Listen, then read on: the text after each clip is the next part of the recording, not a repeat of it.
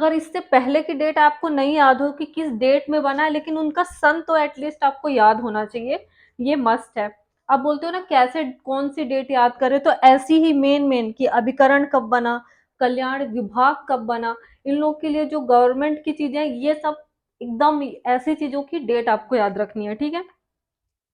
सोच रहे होगे ना कि मैं बोर्ड में ज्यादा अच्छे से बहुत कम चीजें लिखती हूँ, ज्यादा क्यों नहीं लिखती, क्योंकि जो स्टैंड है ना ये बहुत लाइट वेट है, और ये जब मैं लिखती हूँ तो ऐसे ऐसे हिलता है, बिल्कुल ऐसे ऐसे, तो मैं ज्यादा लिख नहीं पाती, इसलिए मैं ज्यादा बोलती हूँ, लिखती बस थोड़ा सा हूँ, ठीक है। कुछ क्वेश्चन जनजाति के मैं आपको बताती हूँ, इस बुक के घुमंतु वाली यूनिट है ना, घुमंतु जनजातियां उनके। तो अगर आपके पास ये बुक नहीं होगी या किसी और पब्लिकेशन की भी होगी, तो आपको एक आइडिया लग जाएगा कि ये कैसी है। जैसे एक क्वेश्चन है कि मध्य प्रदेश में विमुक्त घुमंतु अर्ध घुमंतु जनजातियों के कल्याण हेतु विभाग का गठन कब किया गया है, ठीक है। तो इनके लिए विभाग का गठन किया गया है 2011 में।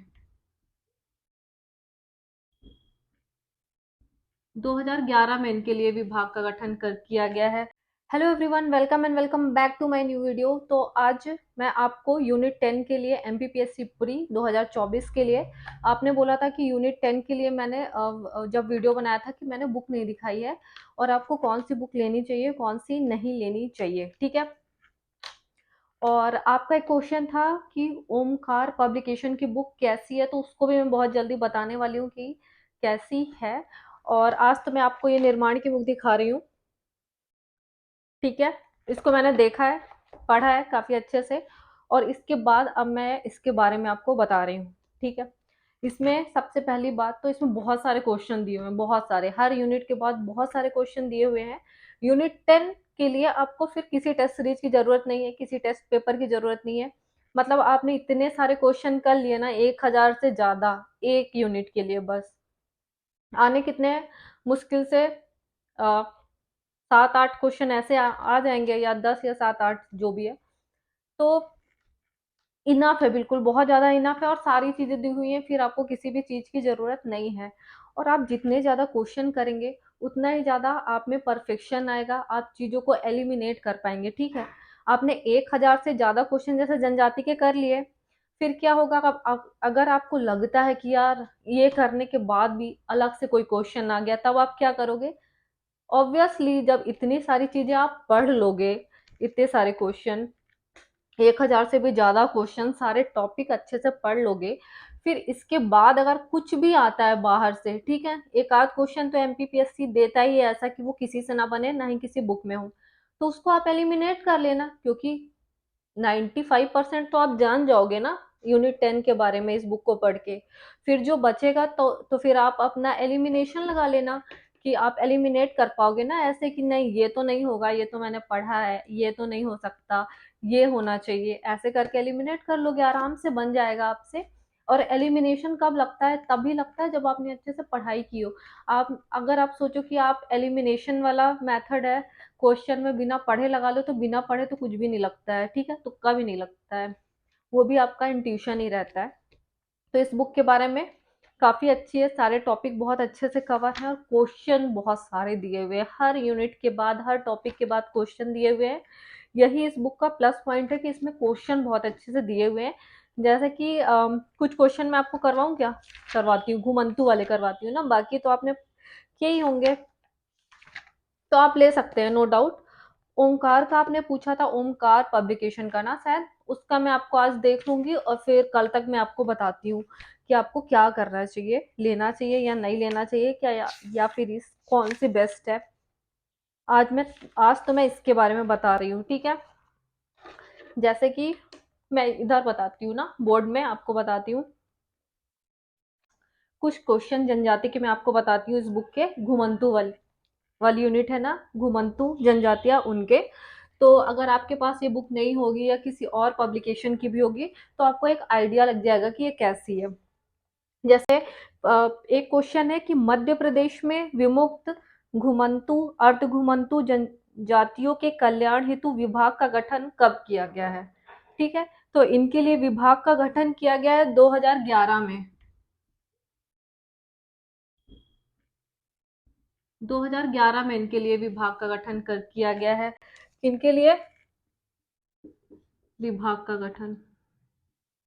आप सोच रहे होगे ना कि मैं बोर्ड में ज़्यादा अच्छे से बहुत कम चीज़ें लिखती हूँ, ज़्यादा क्यों नहीं लिखती? क्योंकि जो स्टैंड है ना, ये बहुत लाइट वेट है और ये जब मैं लिखती हूँ तो ऐसे-ऐसे हिलता है, बिल्कुल ऐसे-ऐसे। तो मैं ज़्यादा लिख नहीं पाती, इसलिए मैं ज़्यादा बोलती हूँ, लिखती बस थोड़ा-सा हूँ, ठीक है?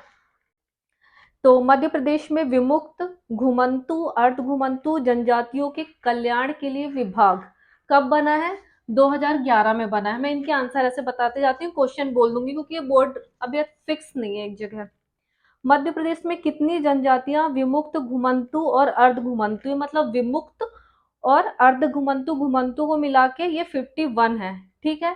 कैसे है 51? देखो मैं बताती हूँ। जो 21 है ये तो विमुक्त है, 21, और जो 30 है, 30 घुमंतु और अर्ध घुमंतु है। घुमंतु प्लस अर्ध घुमंतु, अर्ध घुमंतु है। तो टोटल, अगर हम टोटल देखा जाए तो ये टोटल बन जाएगा 51। अगर टोटल पूछे तो 51 है, विमुक्त पूछे तो 21 है, 21। अगर घुमंतु और अर्ध घुमंतु पूछे तो ये 30 है। ओके। अब एक क्वेश्चन अब ये है कि कौन सी जनजाति विमुक्त के रूप में अधिसूचित है? मतलब आपको थोड़े बहुत नाम याद रखने पड़ेंगे, चाहे आप डिस्कशन से करो या अपने दोस्तों का नाम रख दो, वही जो भी जैसे भी आप याद रख सकते हो, ठीक है? कि इसमें से कौन सी जनजाति विमुक्त है, कौन सी घुमक्कड़ है, कौन सी अर्ध घुमक्कड़ है, या फिर कौन सी नहीं है। तो ये चीजें आपको याद रखनी है। तो क्वेश्चन है, कौन सी जनजाति विमुक्त के रूप में अधिसूचित है? ठीक है, तो कंजर जनजाति विमुक्त के रूप में अधिसूचित है, क्योंकि बाकी नाम इसमें दिए हुए हैं बैगा, भारिया, बिंजवार और कंजर। तो कंजर आएगा, तो इसका आंसर है कि कंजर विमुक्त के रूप में है, ठीक है। अब है कि मध्य प्रदेश राज्य विमुक्त, घुमंतु, अर्ध घुमंतु जाति के लिए, इनके लिए अभिकरण कब बना है? विमुक्त, घुमंतु, अर्ध घुमंतु के लिए। तो इनके लिए अभिकरण जो बना है,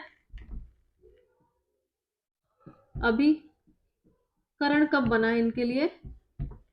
1996 में बना है। अगर इससे पहले की डेट आपको नहीं याद हो कि किस डेट में बना है, लेकिन उनका सन तो एटलीस्ट आपको याद होना चाहिए, ये मस्ट है। आप बोलते हो ना कैसे कौन सी डेट याद करे, तो ऐसी ही मेन मेन कि अभिकरण कब बना, कल्याण विभाग कब बना, इन लोग के लिए जो गवर्नमेंट की चीजें, ये सब एकदम ऐसी चीजों की डेट आपको याद रखनी है, ठीक है। अब है नेक्स्ट कि राज्य में कुल कितनी जनजातियां घुमंतु और अर्ध घुमंतु के रूप में मान्य है? ठीक है, विमुक्त नहीं पूछा है, सिर्फ घुमंतु और अर्ध घुमंतु पूछा है, तो ये 30 है। हाँ, विमुक्त जाति दिवस, विमुक्त जाति दिवस, आप इतने दिवस याद करते हो और जो क्वेश्चन आ चुके हैं वो वाले क्वेश्चन भी रिपीट हो सकते हैं। तो अगर जनजाति से कोई दिवस पूछे तो ये दिवस भी एक आ सकता है विमुक्त वाला, ठीक है, 31 अगस्त को।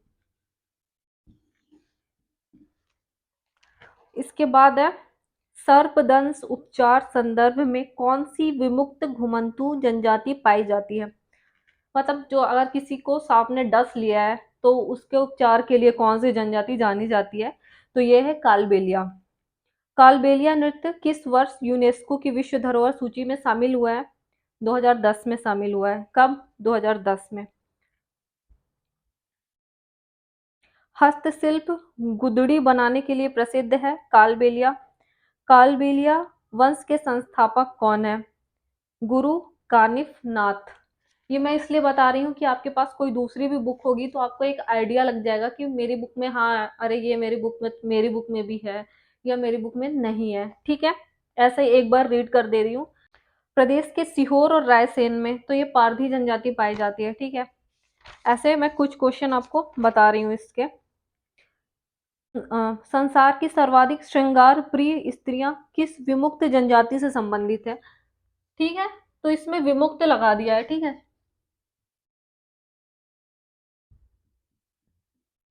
श्रृंगार प्रिय विमुक्त,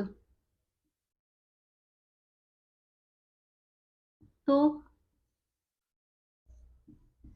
श्रृंगार प्रिय लेकिन विमुक्त जनजाति ना, तो ये है बंजारा जनजाति। ओके, बंजारा। दंडावेली नृत्य कौन सी जनजाति करती है? बंजारा करती है। और जैसे इधर एक चीता पकड़ने में माहिर जनजाति कौन सी है? चीता पारधी। बंदरों का शिकार करने वाली जनजाति है पारधी है। बाछड़ा जनजाति किसे देवता के रूप में पूजती है? तो ये पीपल के वृक्ष को पूजती है बाछड़ा जनजाति, ठीक है। फिर बांस चढ़ा किस जनजाति को बोलते हैं? तो बाछड़ा को ही बोलते हैं। बाछड़ा जनजाति का संबंध किससे है? निमाड़ क्षेत्र से है। तो इस तरह से क्वेश्चन मैंने आपको बताया है। और जैसे भीखू रामजी आयोग का गठन कब किया गया था? तो ये 1999 में किया गया था, भीखू रामजी आयोग का गठन 1999 में, ठीक है। तो ये एक ही मतलब विमुक्त जनजातियों से संबंधित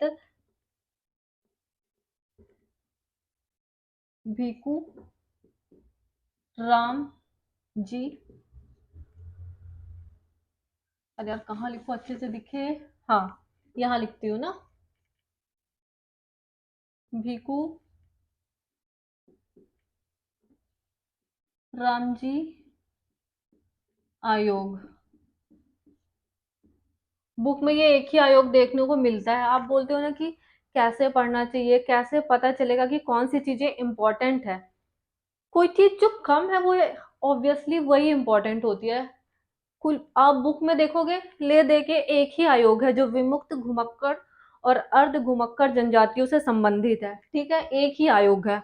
अगर इसको भी आप छोड़ देते हैं गलती से भी या किसी भी वजह से याद नहीं करते हैं, तो फिर ये तो ब्लंडर मिस्टेक है, मतलब बहुत ज्यादा बड़ी वाली गलती। कि इस टाइप की चीजें आपको याद होना चाहिए। इनके लिए विभाग कब बना, इनके लिए अभिकरण कब बना, किस आयोग में इनके लिए काम किया गया है, कौन सा आयोग इनसे संबंधित है? तो भीखू रामजी आयोग, ठीक है। विमुक्त घुमक्कड़ और अर्धघुमक्कड़ जनजाति से संबंधित है ये।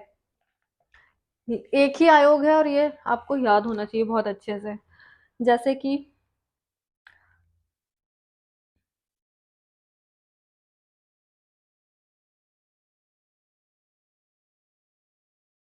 निमाड़ क्षेत्र में गायन के लिए कौन सी जनजाति है? तो हरबोले जनजाति है। आल्हा खंड का गायन कौन सी जनजाति करती है? आल्हा खंड का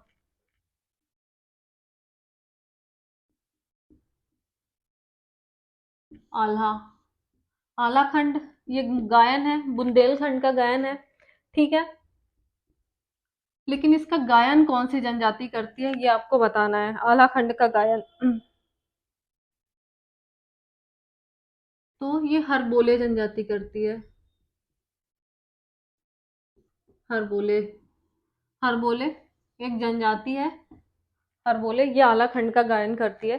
तो इस टाइप की चीजें आपको ऐसे चीजों को पढ़ना है।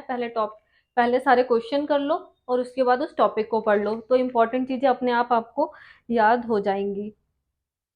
और किस जनजाति को गिहार कहा जाता है? गिहार, गिहार कौन सी जनजाति को बोला जाता है? जगह नहीं होती, कहाँ लिखूं? गिहार, ठीक है। ये कौन सी जनजाति है गिहार? कंजर, कंजर जनजाति को गिहार बोला जाता है। तो जो बहेलिया है वो पारधी में आते हैं, ठीक है। बहेलिया ये पारधी में आते हैं। पारधी क्या एक शिकारी जनजाति है, ये जानवरों का शिकार करती है। तो बहेलिया शायद जो शिकार करते हैं उनको बोला जाता है ना, तो बहेलिया जो है ये पारधी विमुक्त घुमक्कड़ जनजातियों में आते हैं, बहेलिया। तो इस टाइप के क्वेश्चन इसमें दिए हुए हैं घुमंतू वाले टॉपिक में। तो आई होप आपको आइडिया लग गया होगा कि ये बुक कैसी है। मैंने कुछ क्वेश्चन आपको बताने की कोशिश की और एक पढ़ने का तरीका बताया कि कोई भी चीज आपको कैसे करना है, किन चीजों पे फोकस करना है, ठीक है। और जो इन जनजातियों की मतलब घुमक्कड़ अर्ध घुमक्कड़ विमुक्त की जो लिस्ट है, इनको याद करने की कोशिश करिए कि कौन सी जनजाति किस समूह में आती है, किस में नहीं आती है। इनके एटलीस्ट नाम बस याद हो जाएंगे तो भी आपका काम हो जाएगा, अगर इनका काम याद ना हो तो भी, लेकिन एटलीस्ट उसका नाम तो याद होना चाहिए कि ये घुमक्कड़ है, कि विमुक्त है। ठीक है, तो ये बुक के बारे में मेरा रिव्यू था। ओमकार पब्लिकेशन के बारे में भी मैं आपको बताऊंगी, आज देख लूंगी मैं बुक और उसके बाद बताती हूँ। ठीक है, आई होप आपको वीडियो पसंद आया होगा। अगर वीडियो पसंद आया है तो वीडियो को लाइक कर देना, शेयर कर देना और चैनल को ज़्यादा से ज़्यादा सब्सक्राइब करना। मिलते हैं नेक्स्ट वीडियो में, तब तक के लिए बाय, लव यू ऑल।